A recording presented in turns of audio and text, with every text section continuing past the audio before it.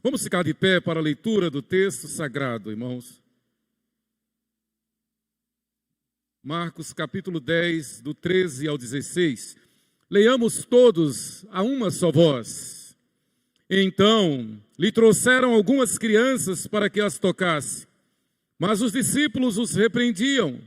Jesus, porém, vendo isto, indignou-se e disse-lhes: deixai vir a mim os pequeninos, não os embaraceis, porque dos tais é o reino de Deus. Em verdade vos digo, quem não receber o reino de Deus como uma criança, de maneira nenhuma entrará nele. Então, tomando-as nos braços e impondo-lhes as mãos, as abençoava. Amém. Podeis sentar, que o Senhor aplique a sua palavra ao nosso coração. Enquanto Mateus escreve sobre Jesus, exaltando como o rei, Marcos escreve sobre Jesus, exaltando-o como servo sofredor. Lucas escreve exaltando-o como homem, o Filho do homem, o homem Jesus, Deus encarnado. E João escreve sobre Jesus, exaltando-o como Deus que é. Cremos, não temos dúvida alguma de que o nosso Deus é um só, que subsiste em três pessoas: Deus Pai, Deus Filho, Deus Espírito Santo, o mesmo Deus.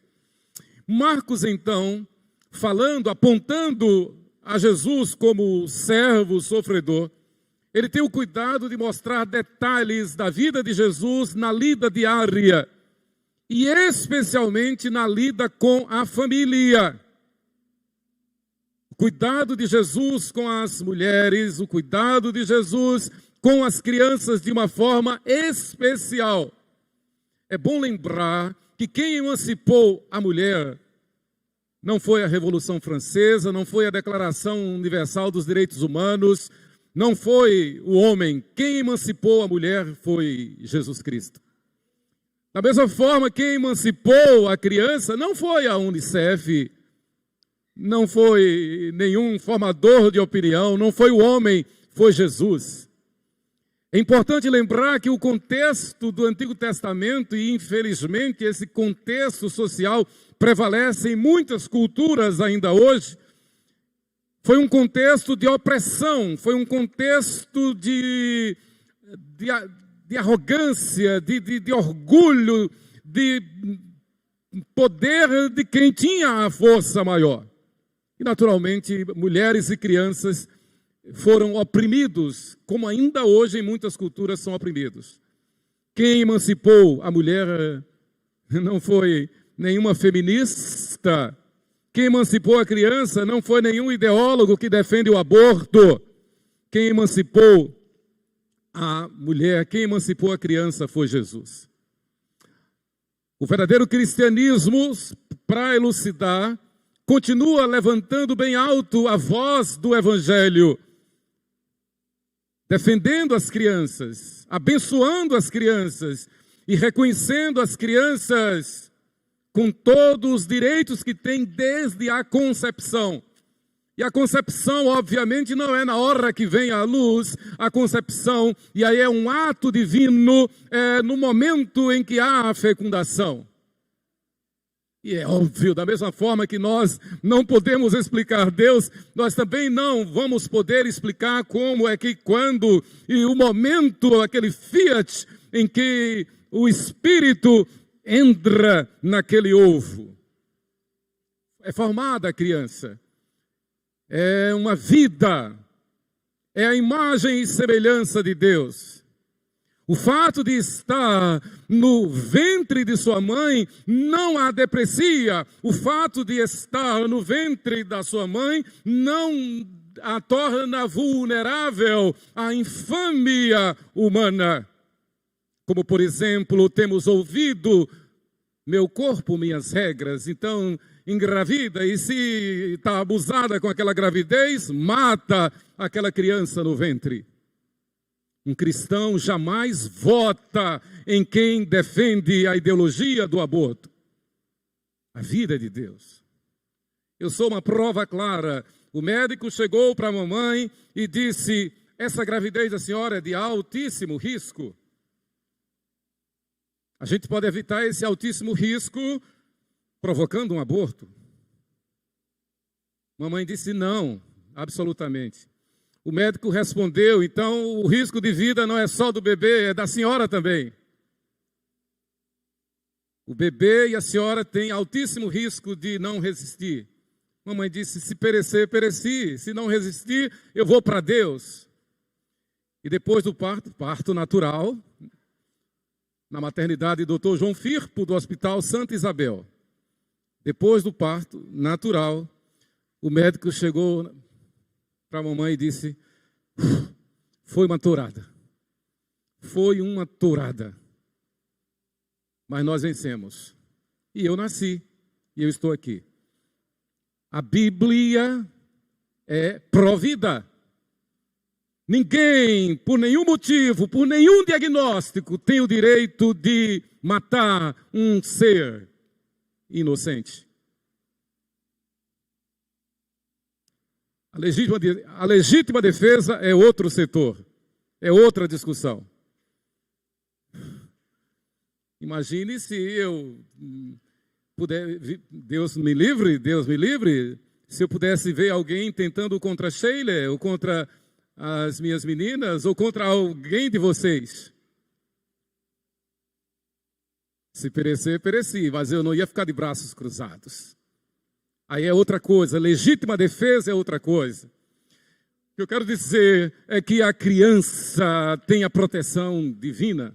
Tem o cuidado de Deus.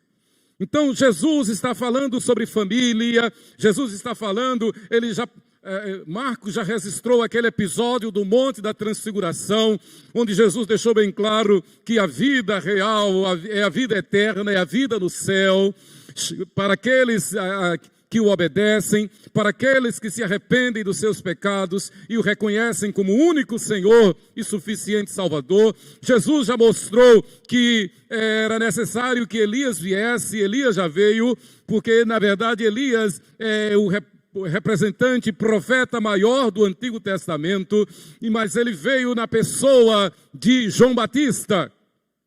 Não uma encarnação, como dizem os espiritualistas, não absolutamente, mas que João Batista veio com o mesmo ministério, veio com a mesma autoridade de Elias. Então Jesus mostra isto. E é o cuidado de Jesus para com a casa de Israel, é o cuidado de Jesus para com a família. Aí Jesus vai falar das opressões que acontecem contra a família, como a daquele jovem possesso.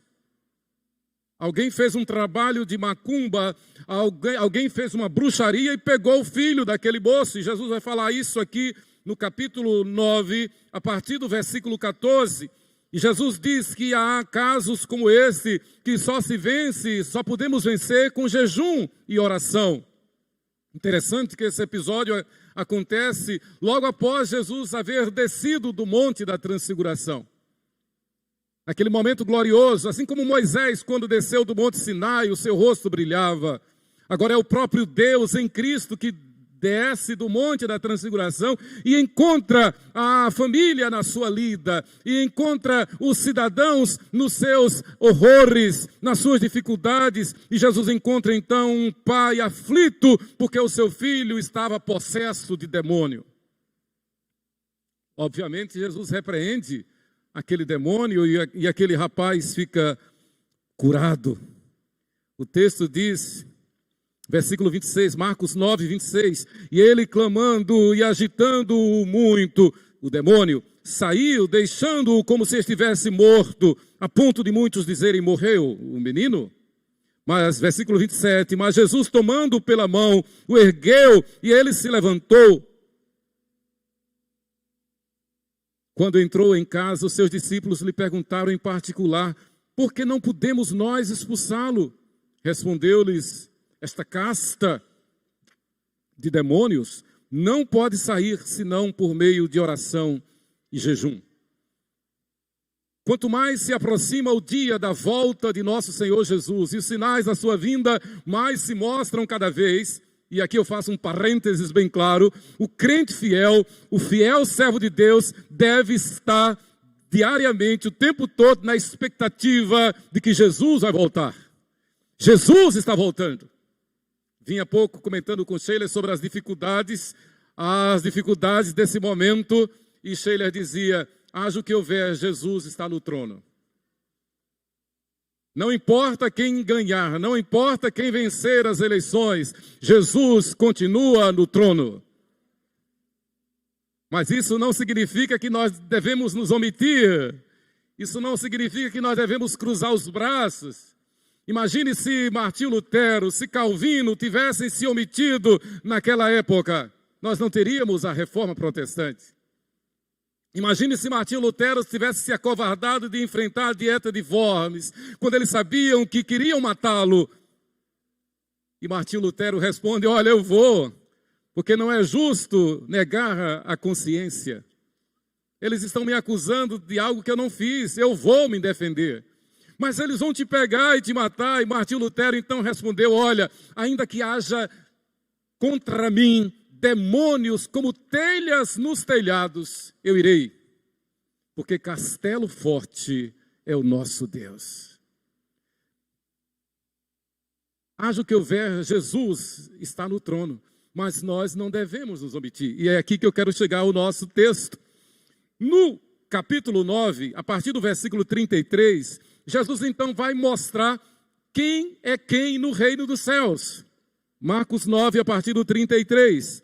Tendo eles partido para Cafarnaum, estando ele em casa, interrogou os discípulos, de que é que discorríeis pelo caminho? Mas eles guardaram silêncio, porque pelo caminho haviam discutido entre si sobre quem era o maior. Discussões humanas, ideológicas, terrenas. E ele, assentando-se, chamou os 12 e lhes disse, se alguém quer ser o primeiro, será o último e servo de todos. Ali estava Deus em carne, Deus o servo, Deus como servo sofredor, Deus mostrando a todos que deveria ir para a cruz, para morrer pelos nossos pecados. Então ele diz, quem quiser ser o primeiro, será o último e servo de todos. Ele está dando o seu exemplo. Trazendo então uma criança, colocou-a no meio deles e tomando-a nos braços, disse-lhes, qualquer que receber uma criança tal como esta em meu nome, a mim me recebe. E qualquer que a mim me receber, não recebe a mim, mas ao que me enviou. Jesus mostra que ele está emancipando a criança. Jesus mostra que nós devemos nos humilhar ao nível da simplicidade da criança. Não da infantilidade, mas da simplicidade, da pureza, da falta de malícia, de um coração bom, quebrantado, pela inocência. Embora tendo nascido em pecado, mas o fato de ser criança, de ainda não estar no uso da razão, Jesus manda que nós nos humilhemos como uma criança. E então, o nosso texto, Marcos 10, do 13 ao 16. Então lhe trouxeram algumas crianças para que as tocasse, mas os discípulos os repreendiam. Há sempre uma agressão, há sempre um ataque, há sempre uma afronta do inimigo de nossas almas contra as crianças. Não é exagero dizer, porque está na Bíblia, que um dos alvos prediletos de Satanás é a criança. É atacar a criança, é atingir a criança. Pastor Lucas citou muito bem semana passada a propósito de um vídeo de uma louca endemoniada que está aí, dizendo que vai destruir o cristianismo. E alegando que já foi membro de igreja há 30 anos. Mas fazendo uma advertência terrível. Ela diz, olha, as igrejas, elas estão procurando professores de crianças. Há uma dificuldade tremenda de ter professores no departamento infantil das igrejas. Então lá ela diz, no seu vídeo, que vai formar um exército de gente da sua laia para entrar nas igrejas e irem para o departamento infantil e ensinar a Bíblia. E ensinar a Bíblia de forma deturpada, como Satanás fez quando tentou Jesus, lembra? Na tentação de Jesus, Satanás citou a Bíblia o tempo todo. E Jesus respondeu, claro, com a Bíblia, com a autoridade que ele tem. O alvo principal do inimigo em toda a história é contra as crianças. Nós sabemos dos episódios terríveis de Faraó mandando matar os meninos, de Herodes mandando matar os meninos. Nós sabemos de histórias terríveis do Antigo Testamento, onde até servos de Deus sacrificaram seus filhos a Moloque. Até Salomão sacrificou o filho a Moloque. Salomão. Cuidado, irmãos, para que nós não nos afastemos do temor do Senhor. A gente sabe pela história que o que levou Salomão a fazer isso foi o compromisso com a sociedade, foi o querer ser agradável à sociedade, foi o querer ser agradável à sua roda social.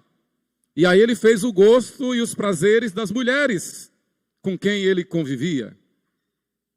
O crente é chamado para ser santo, a família do crente é santa, nós fomos lavados e redimidos pelo sangue de Jesus, e o fruto da nossa semente, o fruto do ventre das mães piedosas é santo, e essas mães devem entender isto. Nós não podemos brincar com a verdade. Nós não podemos abrir mão daquilo que é nosso. Quem é que pega o salário do mês e sai jogando pela rua? Quem é que sabe que tem que bater ponto amanhã no trabalho e simplesmente vai à praia? Quem é que sabe que precisa fazer o seguro do carro e deixa de fazer o seguro do carro? Quem é que sabe, quem é que não sabe que se não pagar determinadas contas, o nome vai para o SPC e vai ficar feio? Nós sabemos disso tudo. Incomparavelmente mais importante do que o bater ponto, do que estar no local do trabalho. Tudo isso é importante. Eu estou dizendo que mais importante do que tudo isso, mais importante do que o seguro de vida, o seguro do carro, o seguro de saúde, mais importante é segurar a família no temor de Deus. É segurar a família na igreja. Não tem outro lugar para se segurar a família conforme a palavra de Deus. É na igreja. Porque é pela igreja que a multiforme sabedoria de Deus é conhecida agora diante dos principados e potestades, Satanás e demônios. É pela igreja que a multiforme sabedoria de Deus é conhecida agora diante dos principados e potestades nos lugares celestiais. Efésios capítulo 3, versículo 10.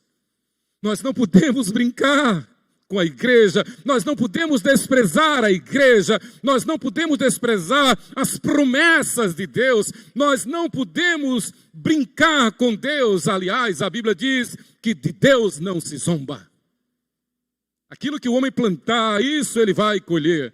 Então Jesus está ensinando aos apóstolos, aos discípulos, e eles tentaram afastar de Jesus aquelas crianças, como a sociedade tem feito. Começando já na escola, dizendo, não tem criador, tem evolução, não é a Bíblia, é Charles Darwin. Quem é este Charles Darwin? É a Bíblia e somente a Bíblia, a palavra de Deus. Deus criou o universo do nada, ex nihilo. Deus criou do nada, e Deus é Deus, e ninguém explica Deus. Eu tenho meditado muito nesses dias, eu tenho descansado nessa palavra, presbíteros, pastor e presbítero Francisco, eu tenho descansado nesta palavra. Deus me chamou. Você pode dizer isso, Deus me chamou? Você pode dizer também, Deus me chamou a mim e a minha casa. Agora, olhe bem, usando um chavão aí, olhe bem. Preste atenção. O que é mais importante? É o emprego? É a sociedade? É o carro? É a casa? É o salário? É a política? O que é mais importante? São essas coisas ou a família? São essas coisas ou os filhos?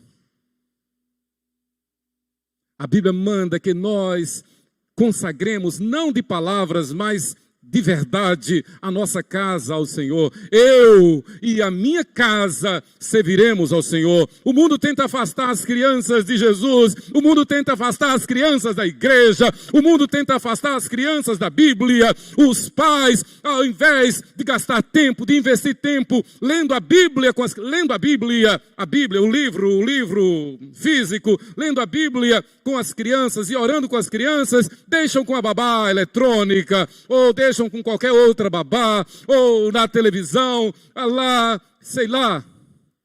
E agora, celular, com toda a facilidade. Isto é uma praga. Nós não podemos terceirizar a criação de nossos filhos. Nós não podemos terceirizar a criação de nossos filhos. Nós não podemos menosprezar o valor das crianças. O valor das crianças não está em festa de mesário, aniversário, e festa disso e festa daquilo, Disney World. Não, não, não. A valorização das crianças está em nós olharmos nos olhos dela, fazer como Elias fez, como Eliseu fez para ressuscitar aquele menino. Colocar os nossos olhos nos olhos das crianças, a nossa boca na boca das crianças, colocar as nossas mãos nas mãos das crianças.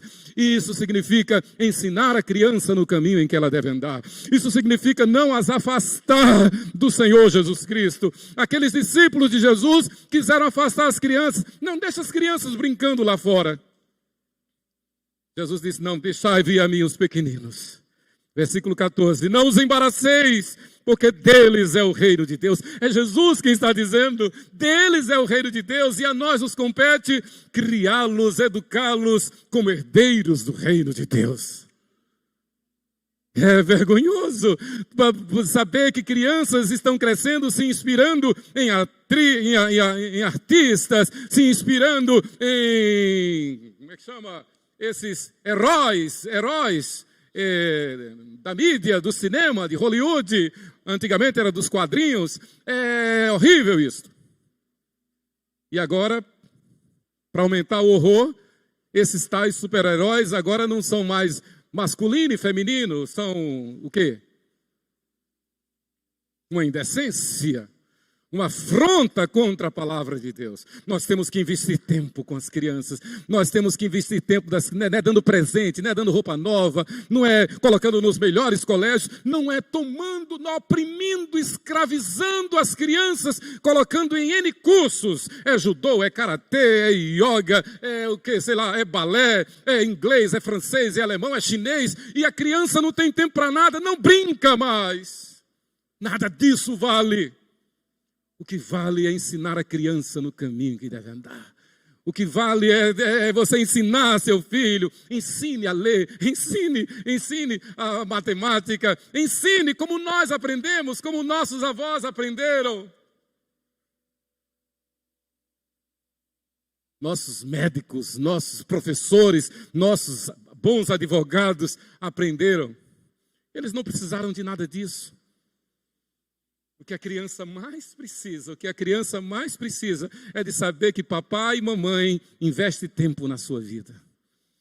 Vou repetir, o que as crianças mais precisam, o que faz mais bem às crianças, não é o melhor plano de saúde, não é o melhor presente, o melhor colégio, não é ser um poliglota. O que as crianças mais precisam é saber que papai e mamãe os valoriza. E nós, papais e mamães, avós e avós, a nossa consciência só pode estar tranquila se nós estivermos certos de que nós educamos as crianças no caminho em que elas devem andar. E não existe outro caminho senão a palavra de Deus. Essa semana, uma professora aposentada ligou para mim pedindo um favor para falar com a doutora Damares Alves, lá em Brasília. Ela sabe que nós somos amigos, e ela disse: olha, você não está me conhecendo, eu fui sua professora na escola dominical, na igreja de Aracaju. Foi minha professora. Eu já disse aqui, o que eu sei de Bíblia eu não aprendi, não foi no seminário, nem mesmo na escola dominical, mas foi no culto doméstico, com papai e mamãe me ensinando a Bíblia. E esse texto me fala muito, muito de perto, porque papai era pedreiro também.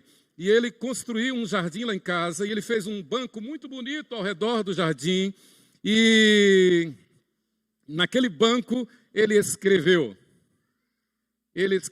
este versículo: e Jesus, chamando uma criança, colocou-a no meio deles.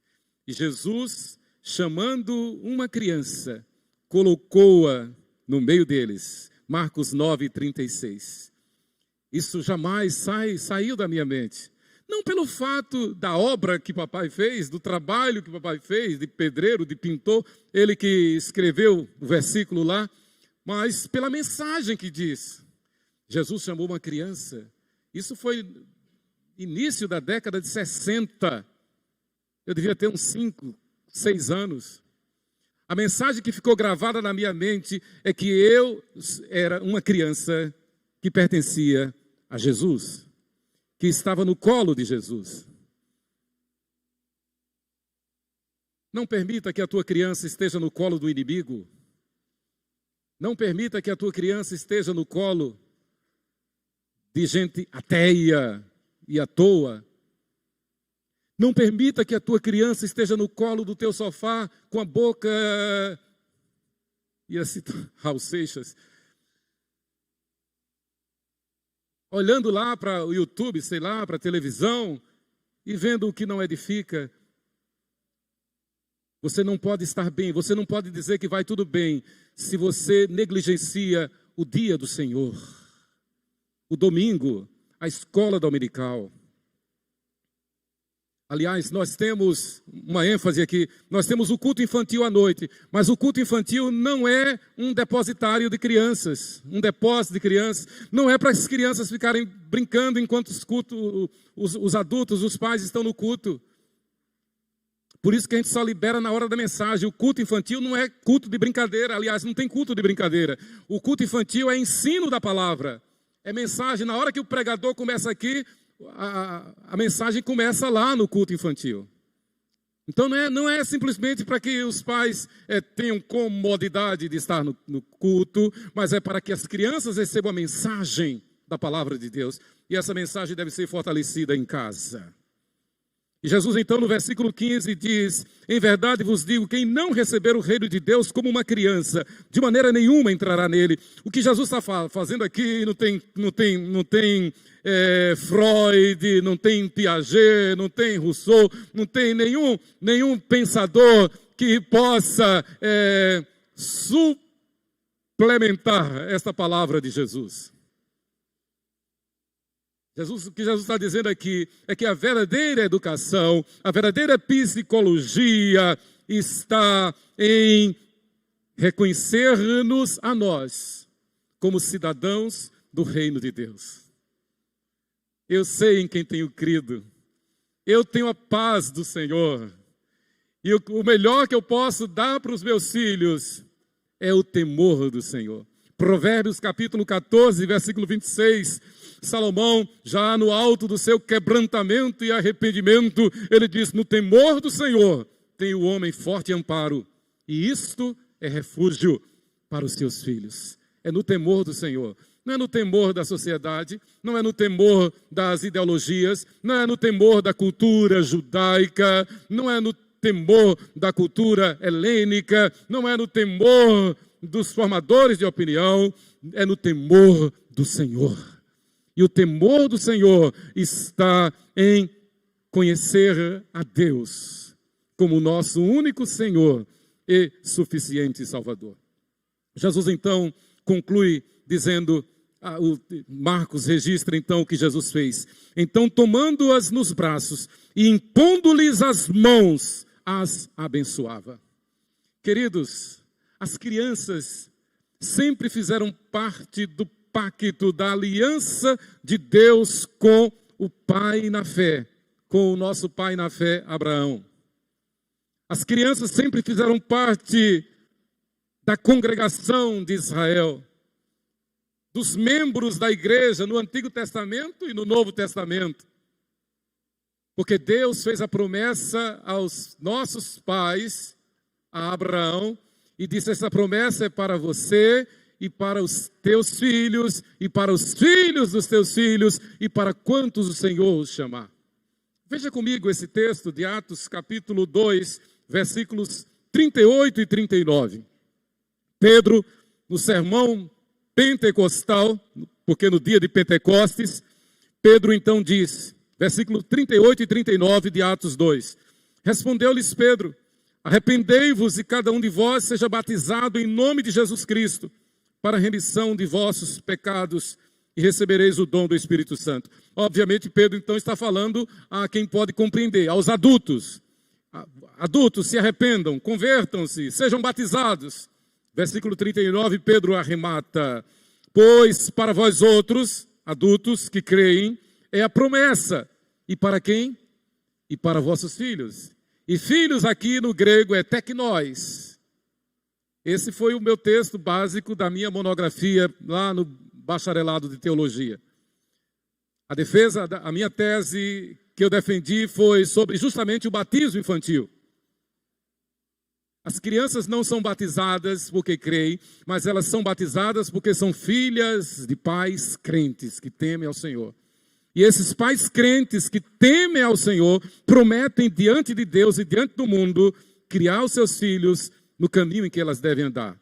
E Provérbios 22, versículo 6 diz que se nós criarmos os nossos filhos no caminho em que eles devem andar, no temor do Senhor, jamais eles se desviarão desse caminho. É promessa de Deus.